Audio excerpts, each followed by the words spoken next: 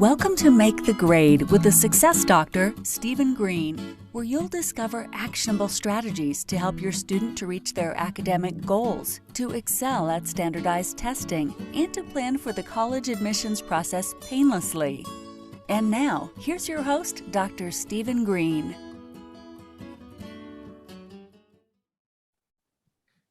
Hey everyone, Steve Green here. It's the Make the Grade podcast. I think we're at episode 143 or something. I really should look it up and be sure, but we're getting up there. And I want to thank all of you who are subscribers, all you who are listeners, all you who have been really good supporters of the podcast since day one. And as usual, I'm going to try to make this a really, really interesting and valuable next 30 minutes or so for you. I've got a guest. His name is Art Bell. And I met Art and I was really impressed with him. I think you're going to be as well. Art, how are you? I'm good, Steve. Thanks for having me here. Yeah. Hey, look, my pleasure. Honored to have you. Art's got a really excellent story. I'm going to let him tell most of it, but let me give you a little background on it. Art is a writer and he is a media executive. He's known for being creative and managing successful cable television channels. TV, that's cool. He has a memoir. It's published by Ulysses Press called Constant Comedy: How I Started Comedy Central and Lost My Sense of Humor. And he was recently honored as a finalist in the 2020 Best Book Awards for this memoir. Going to learn a lot more about that. He was working at HBO. He pitched the idea of a 24-hour comedy network and helped develop and launched HBO's comedy channel, which eventually became Comedy Central. He held executive positions in programming and marketing. After he moved on from Comedy Central, he became the president of Court TV, where he was a guiding force behind one of the most successful brand evolutions in cable television. He writes, he plays the piano and drums. He co-hosts the Constant Comedy podcast with Art himself and Vinny Favali. Hopefully I'm saying that right. Art, a man of many talents. Yeah, well. Did you grow up when they asked you in third grade, what do you want to be when you grow up? What did you say? I want to be a television producer for a comedy network? No, I said I wanted to be a scientist. Scientist. I was science to comedy, right? It's interesting. My parents saw only three career paths. Now, I guess that was kind of a product of the times. Either you were a doctor, a lawyer, or an accountant. My father was an accountant. So, and I knew I didn't want to do that. Okay, so it was pretty much down to doctor or lawyer for me. And I did show an early interest in film and television. You know, I loved comedy as a kid. That was a real passion of mine. And I wrote, I loved writing. And it's not like they dissuaded me, but whenever I said, hey, maybe I'll go into the film business or television, they said, no, don't do that. You can't make a living at it. Like it was gospel. Like nobody can make a living. Somebody's got to make a living at it. Well, that's what I kept thinking. But of course, by the time I thought that, I was already making a living at it. I was really convinced that by my parents and just generally that nobody made a living at film or television. It wasn't available to me. So it didn't even occur to me to go into film or television until after I graduated from graduate school in business. Interesting. So you clearly had some twists and turns in your professional life, but you could say that again. So listen, the most of the listeners to this podcast are either parents who have kids in school that we're trying to give some guidance to, or entrepreneurs. So I think we're gonna hit both those audiences really well. Let's go back to the beginning a little bit. Okay. So you go to high school, you go to college, you go to grad school, and you're out in the business world. What did you learn? Were there skills? You know what I find is interesting. I maybe have a job or a contract thing I need to do.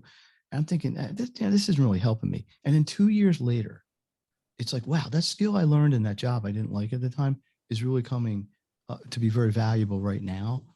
But have you found that out? I mean, what's it like to run a network? Know what? I think my story is a particularly good example and illustration of that. This may surprise you and your audience. My first job was as an economist in Washington, D.C., working for a consulting firm. We did work for the Department of Energy and Environmental Protection Agency. Now, the way that happened is I went to college. The first test I took was in economics. I got a 17 on it. I Out thought, of man, out of 18? 100, out of Oh, 100. out of Yeah, 100, no, it's not, not very good. it could have been out of 20. That might have been better. Yeah. 17 out of 100. I thought, man, something's going on here. I don't even know anything about. I got to change my approach. So I studied horror, and then I fell in love with economics. Now, at the same time, I was still a comedy nerd. That's what I called myself. I loved comedy. I hung around with the kids in college who did comedy. We did sketch comedy. A lot of these guys were writers, women too. I did some theater in college. But at graduation time, somebody offered me a job as an economist, and I thought economics was cool. Plus, it paid money. And for me, that was like, hey, I'm going to actually make a living here. So I became an economist. 3 years later, I decided I don't want to be an economist anymore. And that's when I went back to business school. One of the things I did at business school was ask about where all the people who are interested in kind of like the arts, creative stuff.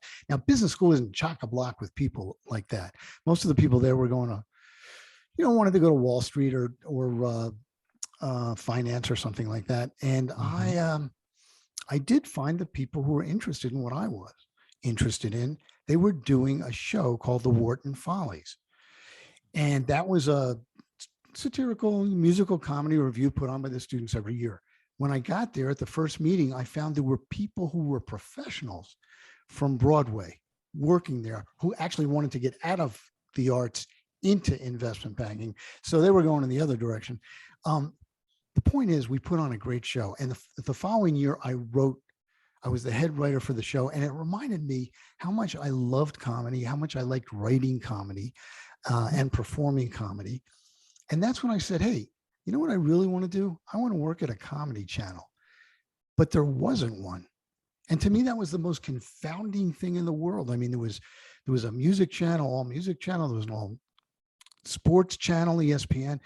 All these channels were showing up. This was the mid 80s, and there was no comedy network. So I said, maybe I should work on that. And that's how I thought about it. My first job in the business was at CBS. And that was like working at the post office, quite frankly. I was nowhere near programming or the product or what was going on, which was, one of the first things I came to understand is that if you're working in a company, it's great to be close to the product. It's great to be doing what the company is known for.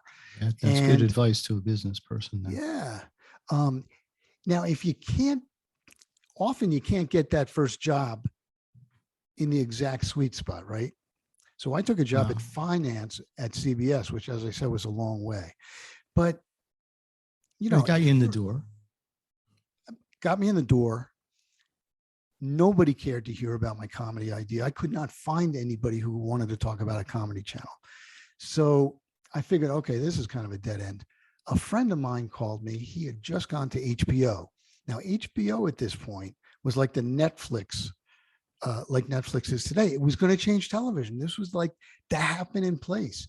And there were only about 800 employees at that point.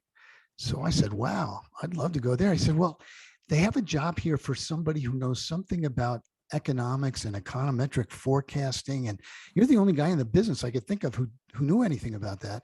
Why don't you come interview for it? So I did. And of course, I got the job. Now, again, I was miles away from the comedy stuff.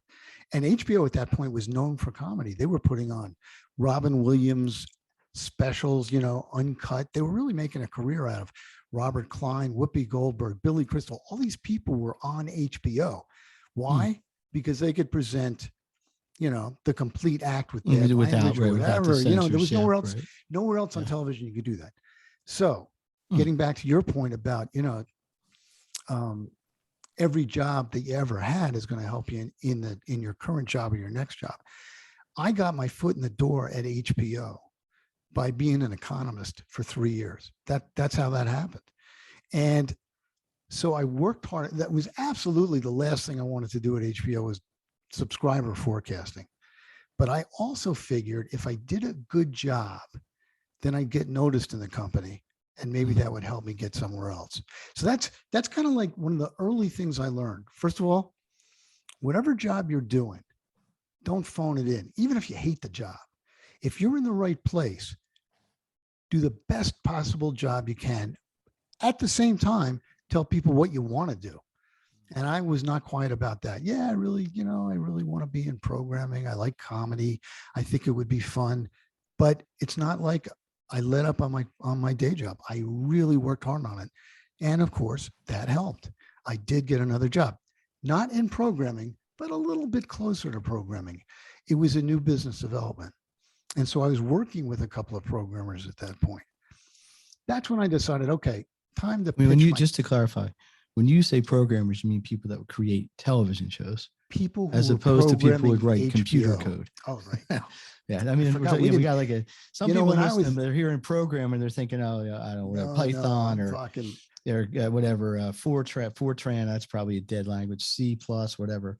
So That's we're right. talking about no, the we're people talking who are about like executive producers, people that come up with an idea for a show and put all the pieces together to make it happen, or even come up with the idea. Well, let me even clarify further. What programmers do at television channels, including Netflix, is they decide what goes on the network when. Mm-hmm. So sometimes it's an original program. Sometimes it's something that someone internally is producing. Sometimes it's something that a producer walks in with. Hey, I got this great documentary. I got this great comedy, and you should put this on your channel. That's what programmers do.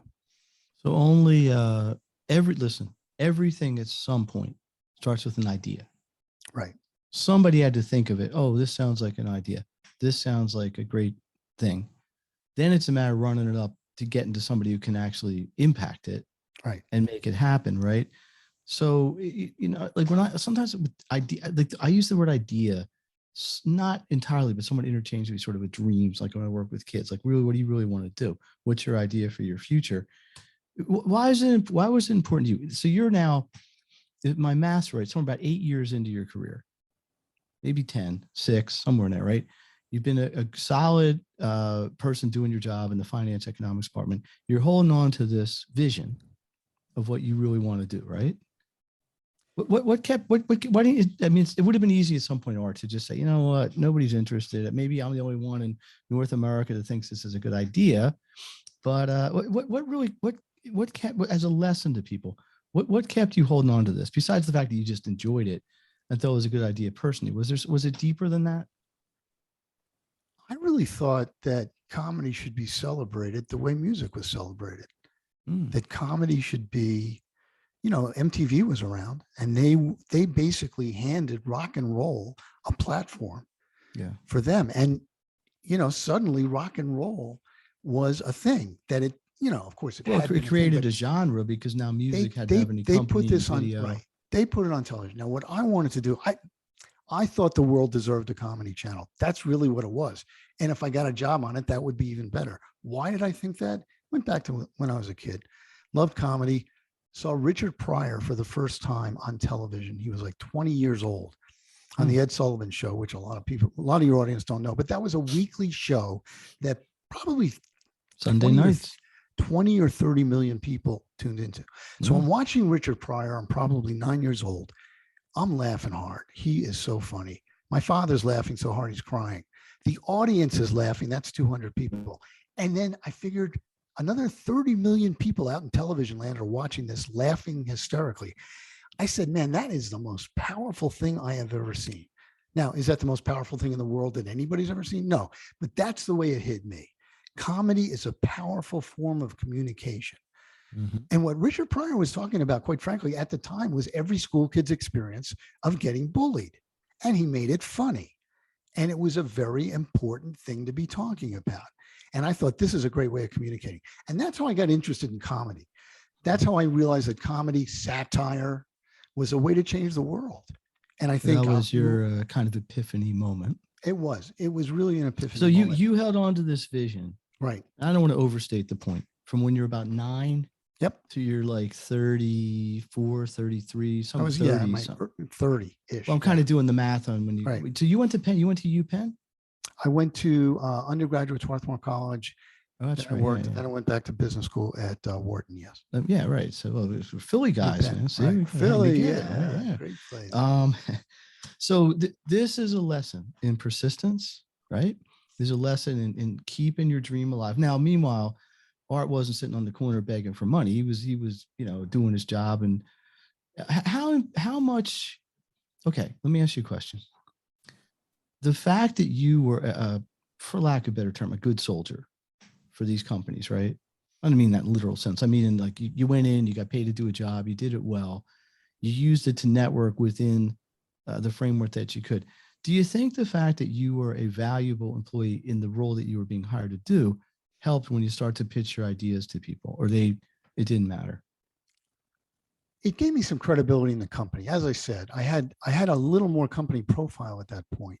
And when I got serious about pitching, the head of I finally got serious and said, I'm going to pitch the head of programming my idea. Because when I talked to other people about it, they'd say, yeah, it's a good idea, but nobody's ever going to do it. And I'd say, why not? And they'd give me reasons. It's expensive, it's going to be tough. And why, all these reasons why nobody's going to do a comedy network. And I kept thinking, okay, every time I hear a reason that somebody says it can't be done, I put that down on a list mentally, really, and said, at some point, I'm going to pitch this thing for real, and people are going to have objections. They're going to say, that's a stupid idea, maybe. And I'm going to say, oh, here's why it's not. And then I could go through that. So I really thought about this for a long time. And again, my passion was about comedy. First and foremost, I thought there should be a comedy network in the world. Second, I thought it would be fun to work there. I didn't know whether they would, whether I could end up working there, but I wanted to pitch the idea. I wanted to get it out there. So let's do this, Art. First of all, this is the Make to Great podcast. Our goal is here to give you actions that can help accelerate your path to success.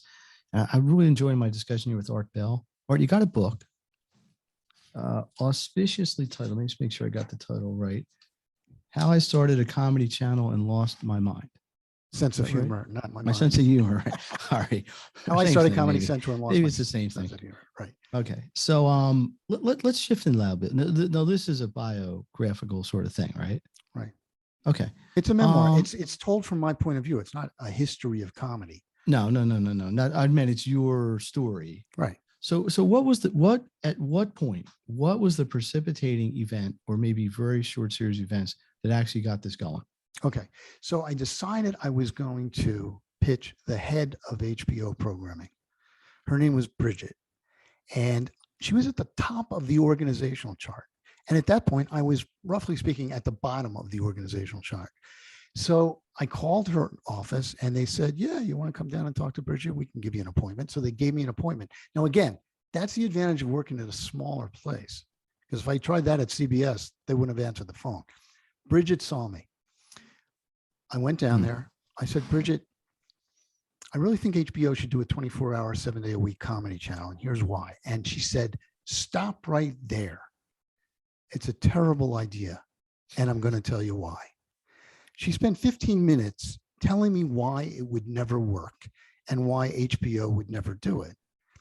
Things like, as I said, too expensive. One of the things she said was, what decent comedian, what A-list comedian is going to want to be on an all-comedy channel? Robin Williams is not going to do it. Their managers are not going to let them do it. That's not going to work. And besides, there's a lot of comedy on television. And but meanwhile, they're producing. Who wants to specials watch and that stuff. much television, comedy television? Nobody. She spent 15 minutes. I did not get to say a word. All I got to say was, thanks for seeing me at the end. And the last thing she said to me, which I didn't think was really that nice, was, well, Art, thanks for coming down. You obviously don't know that much about television, but thanks for coming down. And I left her office with that giant truckload of ice cold water thrown on me and my idea, thinking instantly, okay, well, that's the end of that. But by the time I got to the elevator, I thought, she's wrong. She's just wrong. Somebody is going to start a television network. And that is when I really started working on it. Because I thought, if HBO is not going to do it, I'm going to have to go somewhere else or start it myself. And I actually did explore doing it as an entrepreneur, raising the money and all that kind of stuff. But in the middle of that, and I had to write up a lot of stuff, finances, I really worked hard on this thing. But before I got to that point, my boss's boss happened to wander into my office saying, what the heck are you working so hard on? It was like, lunchtime or something. And I said, well, I have this idea and I'm just kind of putting it together. He said, let me see. So he takes a look. He says, I love this. This is great. A comedy network, an all comedy network. He said, "Did you talk to Bridget about it?" And I started laughing. Funny you should mention I that. said, "Yeah, she was kind of lukewarm." No, I actually said she hated it. He said, "Well, we ought to, the chairman of HBO ought to see this." His name was Michael Fuchs. Now, let me just tell you about Michael Fuchs. He was just named, he had previously been named 2 weeks earlier as the most powerful man in Hollywood. He was a big deal. If I got in the elevator with Michael Fuchs accidentally, I'd break into a cold sweat because he could snap his fingers and destroy my career instantly. I said, "Okay, that'd be great. Let's see Michael." And he goes, "Come on, we're going right now." I said, "Right now?" I had no presentation materials. I had no idea what I was gonna say, and I knew what I said to Bridget didn't work too well. So I had to think fast. We got to Michael's office. Michael was kind of peeved that we were interrupting and we hadn't made an appointment. But my boss's boss, his name was Larry, said, "Art's got a great idea. I think you ought to hear it right away. Art, tell Michael the great idea." So talk about being on the spot. There I was. And I pitched my little heart out. I really did. I think two things contributed to getting Michael to say, "Sounds interesting. Let's take a look at it." One was passion. Your passion. I love comedy so much. And I was so convinced at this point that there was going to be a comedy network. I threw a lot of passion in there. Second, vision. I said to Michael, "Hey, we're doing comedy here, Michael. But if this thing works in 10 years, HBO or the comedy channel that we create will be the center of the comedy universe. How do you feel about that? You're going to let that go to somebody else? What if somebody else starts this? Then it's going to be gone." Good strategy. And he said, I think that was a good strategy, because if there's one thing you have to know about top management, and that was a good lesson, they are competitive at their core. They don't want anybody to get ahead of them on anything that they think they should be doing. And Michael thought they should be, they should be the comedy center of the universe because they were already doing it. So that's how I sold Michael. Now, we weren't finished then, not by a long shot. He teamed me up with the head of comedy programming at HBO, a guy named Stu Smiley. And we had to do research and put a tape together and everything else. Now, remember, my background was finance. Stu Smiley had been working in the comedy business for 10 years. He knew every comedian. He knew everybody's, all the managers. He knew what they made. He knew what their home numbers were. First thing he said to me, he didn't say, "Hi, Art, how you doing? Nice to meet you." He said, "What do you know about comedy?" And he didn't say it nicely, because I was like, who was this guy, right? That's what Stu was thinking. So instead of taking me under his wing, we had kind of an adversarial relationship for a while. We were kind of going head to head. We had different visions of what the thing should be, but we put together a presentation, presented it. I presented it to top management. Michael was there. Bridget was there, by the way. And your biggest fan. Right. And I learned another lesson. I got to the end of the presentation. The last thing I said is, "If this works, we'll make a lot of money," because I knew that's what top management was concerned about. And I said, "We'll be the center of the comedy universe." Michael said, "That sounds good, Art. I like it." But then what he did, because he wanted everybody to be on the same team, he went around the room and he asked everybody individually, looking at them straight in the eye, "What do you think of this idea?" Everybody said, "I think it's good, Michael. I think it's great. I think it's really good." He wanted everybody's commitment individually to this idea, because Michael knew it was going to be a lot of hard work. And he didn't want any of his senior management team saying, "Hey, I knew at the time it was a stupid idea. I don't know why we're doing it. What the heck's going on here?" if it wasn't going well. And when he got to Bridget, by the way, Bridget said, "Michael, I think it's a wonderful idea." You just had to come around a little bit. But you know what? All right, so let's go ahead. I hold nothing against her. She did come around. She treated me very nicely. So at what point did you lose your sense of humor? Because it sounds like up to now, because I guess the business is hard, right? You got to worry about sales and advertisers and all the stuff that isn't really funny, so to speak, about the comedy business. But let's just recap here a little bit. You have a passion for comedy. You got a vision. You got a great idea. You paid your dues in the mailroom, so to speak, not literally, but kind of figuratively. You get to pitch it to the honchos. They finally come around. Now it's about to become at least go into the steps to becoming a reality, right? How long did it take to actually launch the whatever became the channel? About 7 months. Okay. From the time of that meeting, Michael said, I love this idea. I want it up and running in November. Okay. And that was 7 months away. That to me sounded like an instantaneous period of time to try and get a comedy network together. But there we were. Nobody gave me a choice. So we got to work. And let me just cut to the chase. When we launched the first day of the comedy channel, we called it Comedy Channel at that point. It wasn't Comedy Central yet. It wasn't Comedy Central yet. It was a disaster. The next day, the press came out flying against us. What do these people think they're doing? What does Michael Fuchs think this is? This is not funny. This is not a comedy network. They can't do 24 hours, 7 days a week of this. It's horrible. That's where I started. And that's when I realized that if I was going to, if this was really going to happen, it was going to take persistence in the face of a lot of adversity. A lot of people who didn't really care to see this thing be successful, including all the other people in the television business who didn't do a comedy network, right? They were happy to see us fail. Why did it fail though? Was it viewers didn't like it? Viewership was low? I mean, At that point, at the time we launched to very few viewers. At that moment, you didn't have streaming. You had to launch individually to cable networks rather, in every town.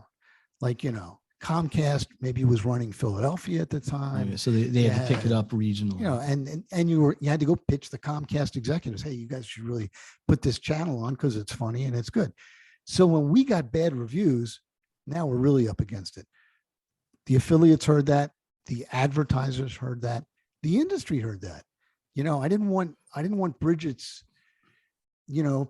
forecast to come true that no comedians worth their salt would want to be on the comedy network. We had to make this thing good.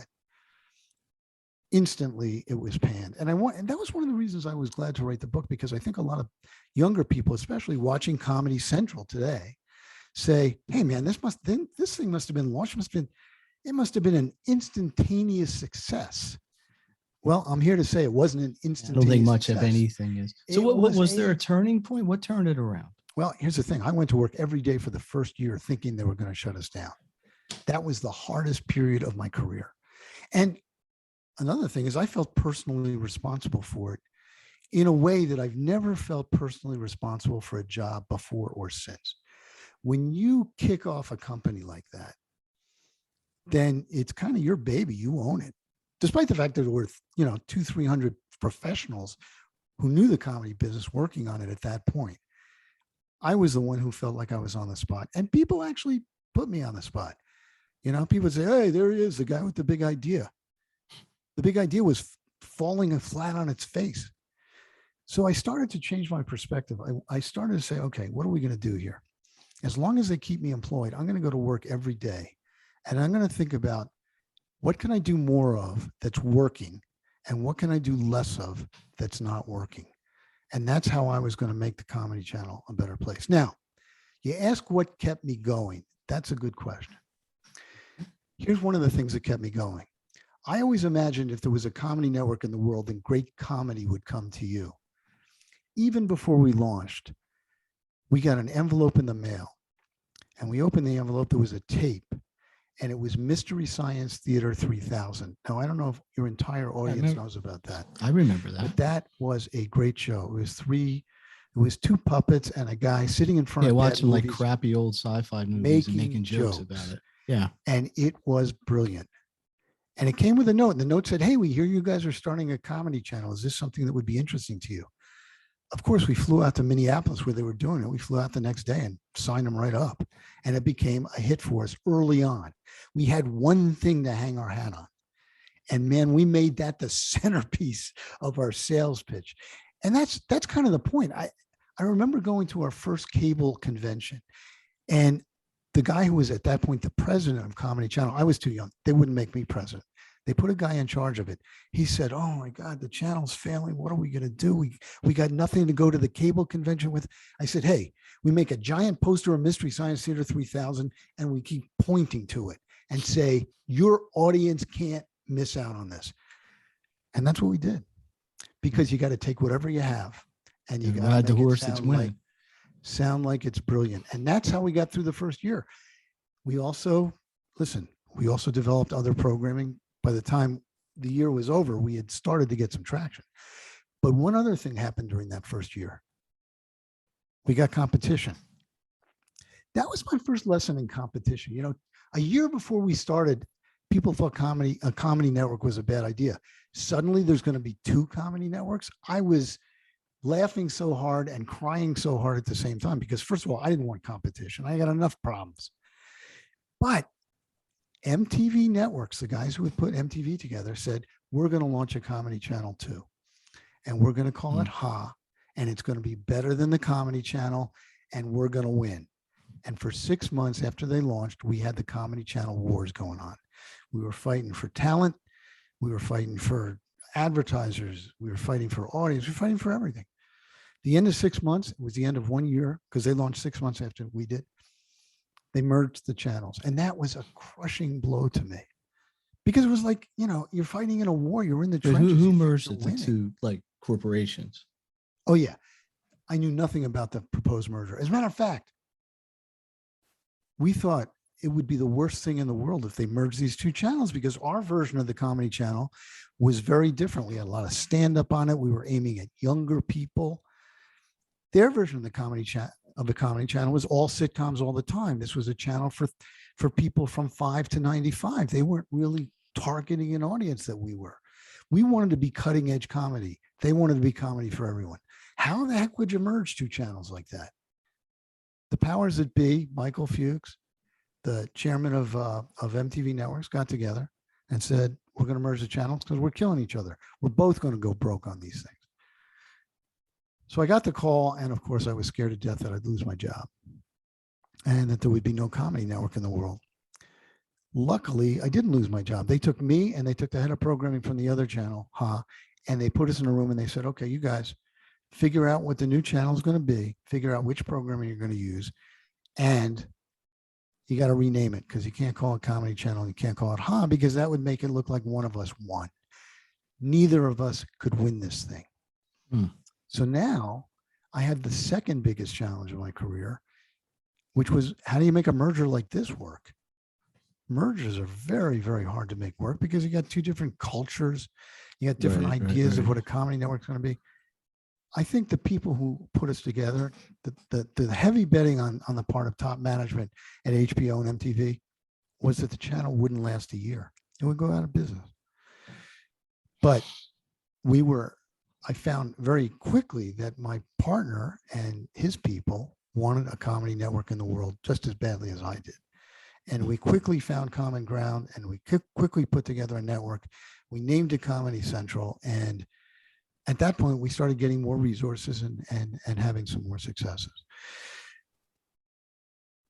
There were, of course, a lot of problems with getting Comedy Central off the ground. And we had a lot of failures, and we had some successes. But again, persistence is what it was all about. You really had to just hang in there, because going out of business was a real possibility at all times. All right, let's do this, because we're going to wrap up shortly. Okay. How can people get your book? Because this sounds like, if your book is anywhere near as interesting as you are as a storyteller, it's got to be great. How do people get your book? Okay, you can go to my website, which is artbellwriter.com. You can get the book there. You can see I did the audio book too. I do the narration, if you prefer that. Or you can go to Amazon directly, and Amazon has the book, has the Audible, has the audio book. Those are the ways to do it. Go to Amazon. That's the easiest way. So here it is: Constant Comedy: How I Started a Comedy Channel and Lost My Sense of Humor. That's right. Is it really that black and white? Like you seem like you still love comedy deep down. I do. Of course, you're scarred by the sort of realities of it. I was not scarred. It was very tough, and I wanted the title to reflect that. Actually, Michael Fuchs was the one who called me in. I got called on the carpet 3 months after we launched Comedy Channel. And he said, you know something, Art? It took a comedy network to make me lose my sense of humor. He said it first. And nobody was laughing, because we were kind of like in trouble. that's what I wanted to point out in this book. And what's made me happiest about having written the book is when I talk to parents of people who say, I read your book, I loved it, I gave it to my teenager to read because it is such a good story of how to take a dream that you have and kind of hang in there with it, knowing that at any minute you can fail. And that's one important thing. When you do these things, you have to be prepared to fail. But you hung in there and you got it done. I think that is an excellent look. The packaging here is Art's journey through his career, but really the take-home things are persistence, vision, passion, stay with it, go with the ups and downs, learn to work with people that may not even get along with all the time. Things like this. Is there anything, just before we wrap up, Art, is there anything we did not get to that you want to just get out there quickly? Yeah, I think my story in the book and the way it's told is really a good look, not only at the behind the scenes of the television world, which is a pretty tough business.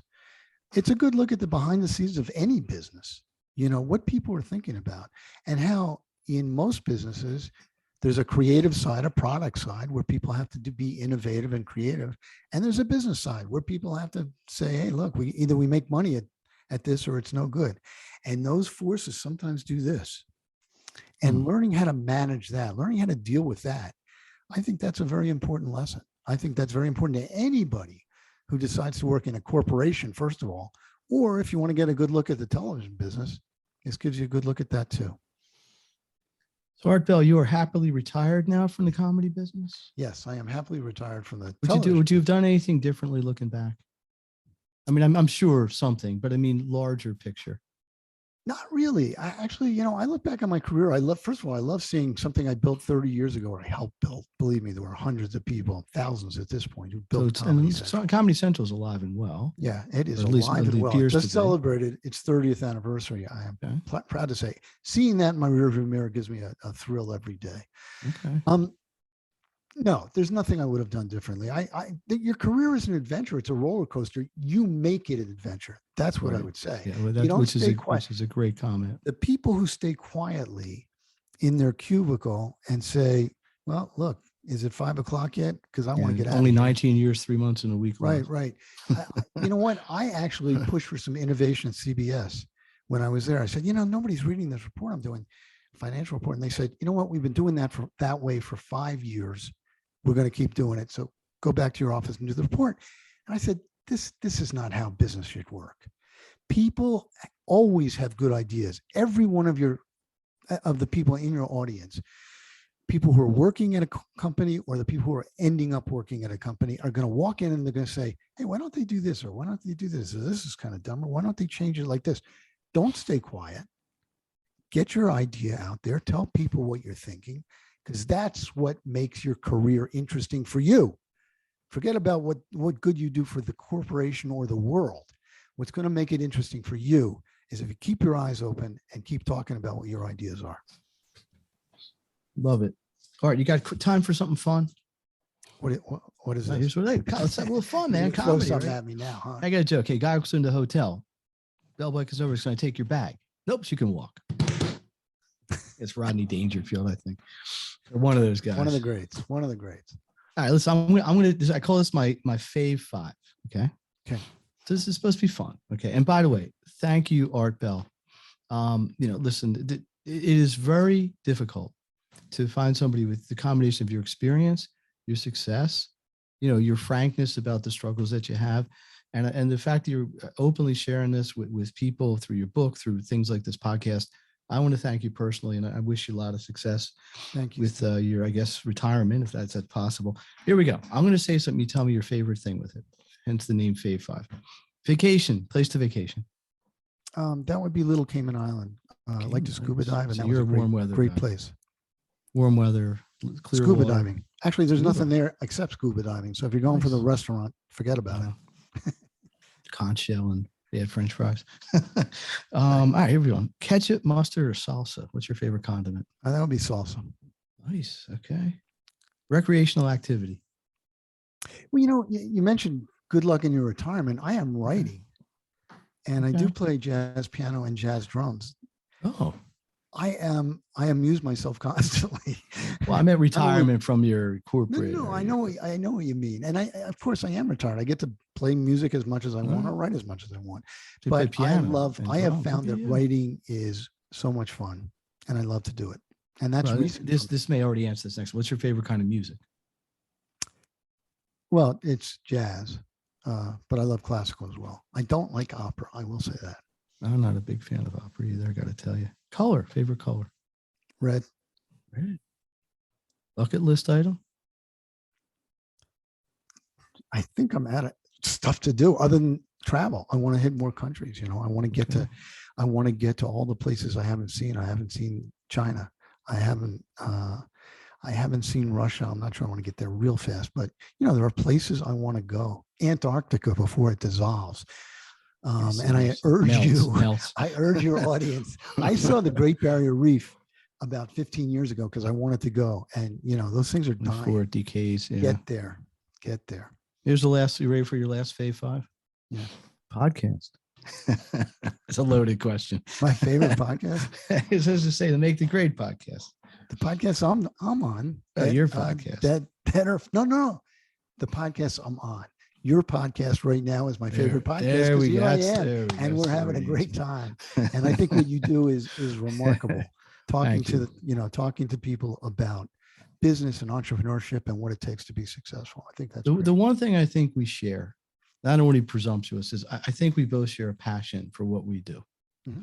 And I don't really get into that as much, certainly in this conversation, because I really wanted this to be about you being able to tell your story.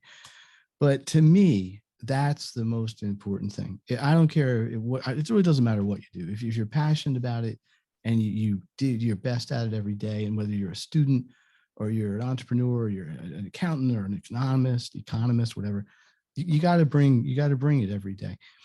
Hey, this was the Make the Grade podcast. Steve Green, my guest, Art Bell.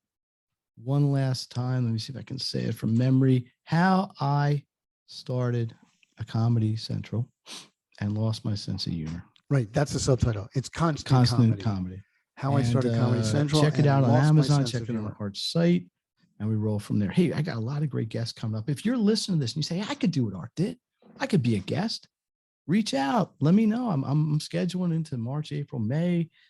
And as long as you got something to say that you think people would like to hear and can help them achieve success, I'm all ears. And that is it. Plenty of stuff going on in the academic world, plenty of stuff going on in the business world, plenty of very, very interesting people out there. And I am trying to bring them into the forefront and give them a platform to do their thing. So one last time, Art Bell, thank you very much. Have a great rest of your day, week, and all that stuff. And appreciate you coming on. My pleasure. Sign off here. Let me cue. I forgot the music in the beginning. So, Art, you might appreciate this. I wrote this. It's me playing the guitar here. How about that? Not jazz. Kind of semi-jazz. Folky jazz, maybe. It's nice. Yeah, there we go. Okay. All right, everybody. We will see you next time.